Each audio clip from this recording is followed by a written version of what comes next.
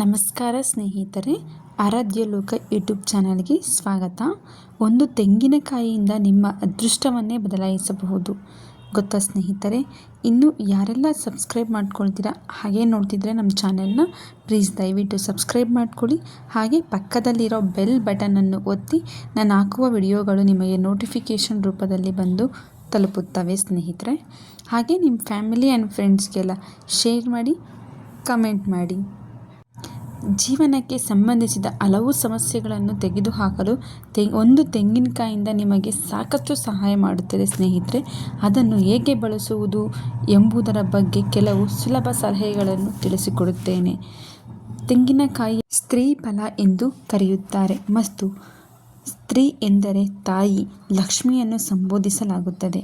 ಇದಕ್ಕೆ ಕಾರಣವೆಂದರೆ ತೆಂಗಿನಕಾಯಿ ಲಕ್ಷ್ಮೀ ದೇವಿಗೆ ಅತ್ಯಂತ ಪ್ರಿಯ ಫಲ. ಇದು ಮಾತ್ರವಲ್ಲ, ಯಾವುದೇ ಪೂಜೆ ಅಥವಾ ಯಾವುದೇ ಶುಭ ಕಾರ್ಯಗಳಲ್ಲಿ ತಪ್ಪದೆ ತೆಂಗಿನಕಾಯಿಯನ್ನು ಬಳಸಲಾಗುತ್ತದೆ.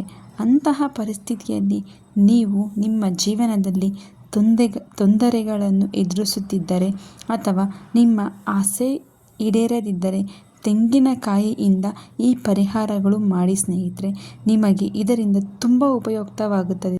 ತೆಗೆದ ನಂತರ ಆಂಜನೇಯ ದೇವಸ್ಥಾನ ಅಂದರೆ ಆಂಜನೇಯ ದೇವಸ್ಥಾನಕ್ಕೆ ಹೋಗಿ ನೀವೇನು ಎಳೆ ಮೇಲೆ ತಲೆಯಿಂದ ಕಾಲವರೆಗೂ ಎಳೆ ತೆಗೆದಿರ್ತೀರಲ್ಲ, ಅದು ಮುಡುಪು ಏನಿರುತ್ತೆ ಅಂದರೆ ಕಾಯಿ ಕಟ್ಟಿರ್ತೀವಲ್ಲ ಕೆಂಪು ಬಟ್ಟೆಲಿ, ಅದನ್ನು ತೊಗೊಂಡೋಗಿ ಆಂಜನೇಯ ದೇವಸ್ಥಾನದಲ್ಲಿ ಅವ್ರ ಪಾದಗಳ ಹತ್ರ ಇಟ್ಬಿಟ್ಟು ಈ ಥರ ಅರ್ಪಿಸಿದ್ರೆ ಇದನ್ನು ಮಾಡುವುದರಿಂದ ಯಾವುದೇ ರೀತಿಯ ಅಡಚಣೆ ಅಂದರೆ ದೃಷ್ಟಿದೋಷ ಅಥವಾ ದೀರ್ಘಕಾಲದಿಂದ ಅನಾರೋಗ್ಯದ ಸಮಸ್ಯೆಯಿಂದ ಬಳಲುತ್ತಿದ್ದರೆ ನಿಮಗೆ ಇದರಿಂದ ಪರಿಹಾರ ಸಿಗುತ್ತದೆ. ಅಂದರೆ ತುಂಬ ದಿನದಿಂದ ನಿಮಗೇನಾದರೂ ಹುಷಾರಿಲ್ದಂಗೆ ಇರುತ್ತೆ.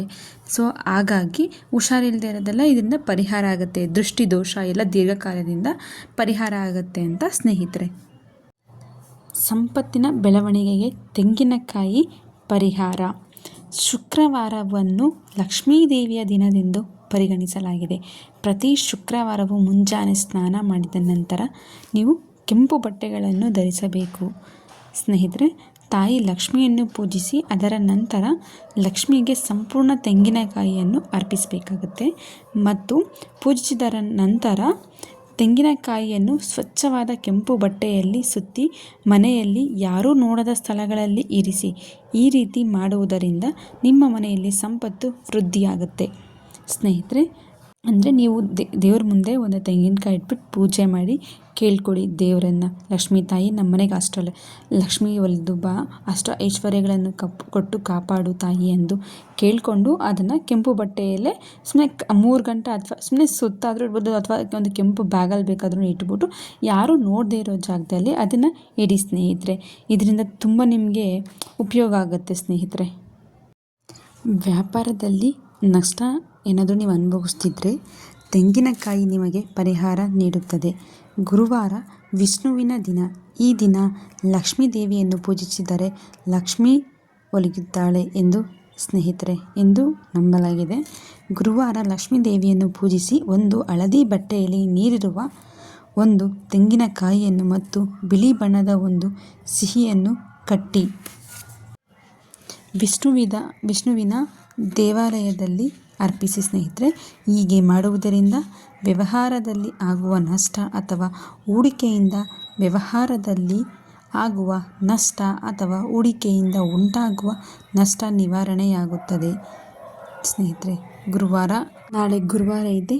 ಈ ರೀತಿ ಮಾಡಿ ಸ್ನೇಹಿತರೆ, ಇದರಿಂದ ನಿಮಗೆ ಒಳ್ಳೆಯದಾಗಲಿ ಸ್ನೇಹಿತರೆ.